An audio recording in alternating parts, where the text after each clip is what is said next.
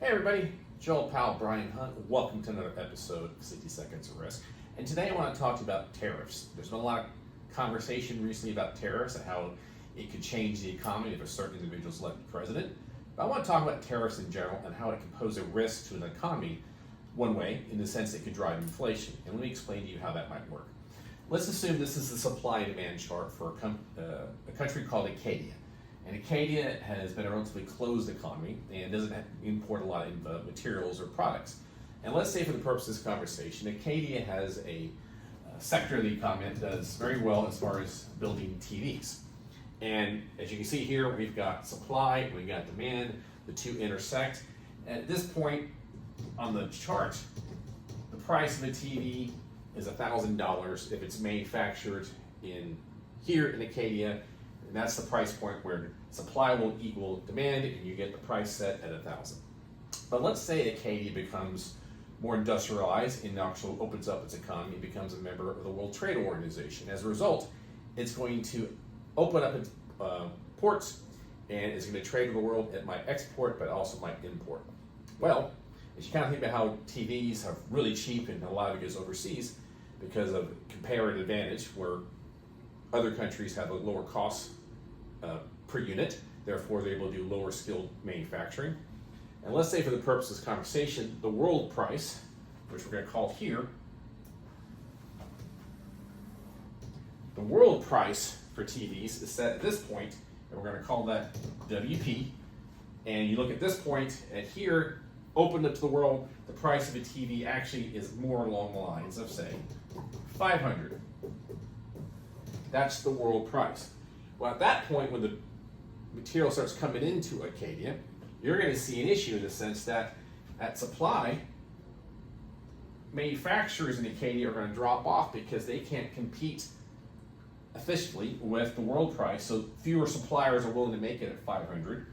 But at the same point, demand is going to increase because if you could buy, people in the past couldn't basically afford or justify buying a TV at 1,000, but now they're going to be able to do it at 500. So here is the new price point for the citizens of Acadia, and they get used to this, and they're paying 500.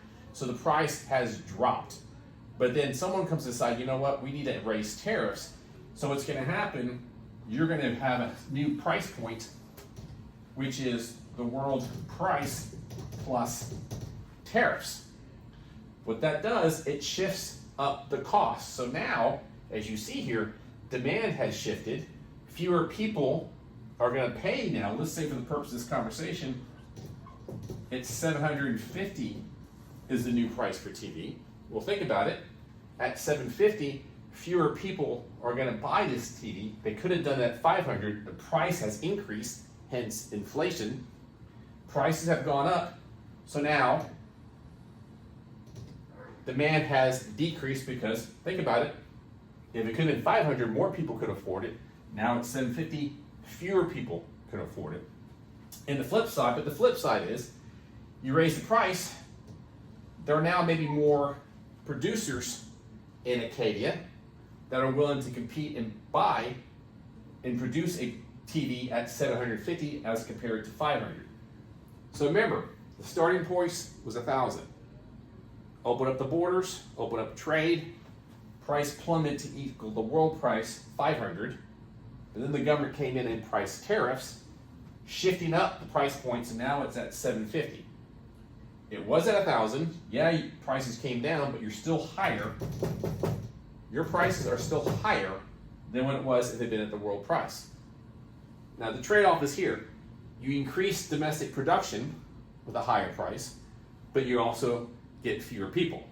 Now let's be clear here, people. The tariff, that's not paid by the foreign governments, that's paid domestically by the citizens of Acadia. The money here is being collected by the government of Acadia. It's not some sort of tax that's based upon the importers. It's the citizens, it's the economy, it's the consumers of Acadia that are going to pay for that tariff. No one else. So when you're thinking about, is tariffs a good thing or a bad thing? Well, tariffs can be beneficial if a country's out there dumping product at a below cost just to gain market share.